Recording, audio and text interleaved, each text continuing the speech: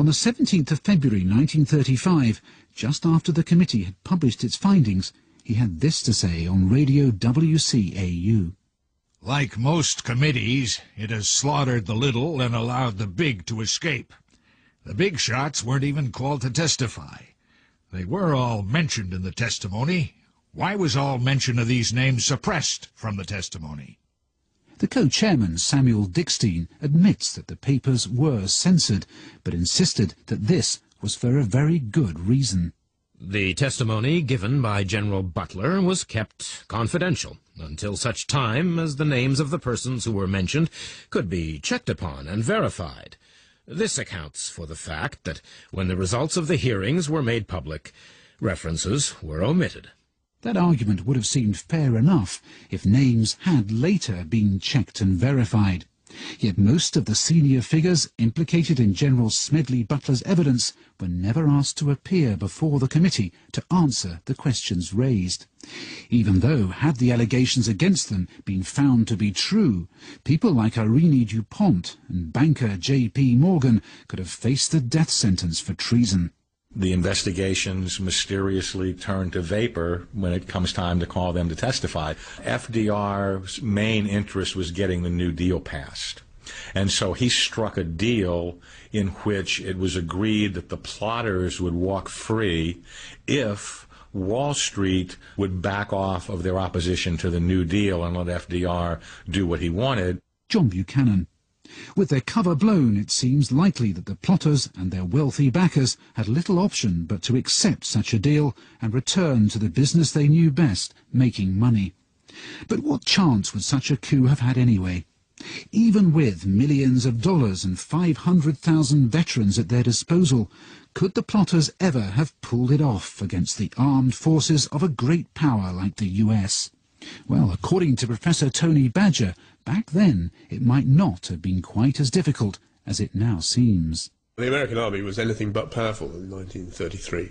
The peacetime army had been reduced to 120,000, 130,000, scattered all over the United States. It was a depressing and soul-destroying business being an army officer in the United States in the 1920s and 1930s. So I think the sense that the American army as such was a powerful group that could have put down any trouble, it has to be seen in that context. Though Professor William Becker of George Washington University insists that defeating the Federal Army would only be the first of many big challenges still facing the coup leaders. I just remain extremely skeptical about this because the U.S. government was, in fact, very, very decentralized. When one talks about, seizing power, I just think it would be extremely difficult given the decentralized nature of the government. There would have been enormous resistance to that. Professor William Becker. Perhaps the biggest remaining question is whether, had the coup gone ahead and been successful, the American people would ever have put up with a dictator in the White House. It seems unlikely. After all, this is a nation that describes itself as the land of the free, the home of democracy. But Professor Michael Kazin is not quite so dismissive.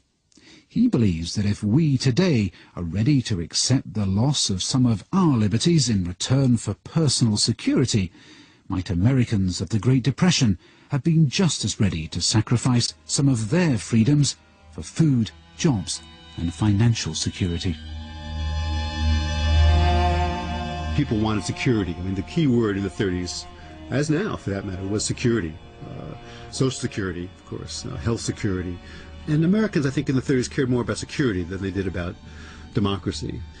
And so if a group of businessmen, with the help of some people, former military people or current military people, could have fairly quickly brought the economy back, created the sense of security, then yes, it is possible that they would have gotten some popular support. America would have become a dictatorship. Democracy would be gone. America would have joined Hitler and Mussolini as a fascist triumvirate.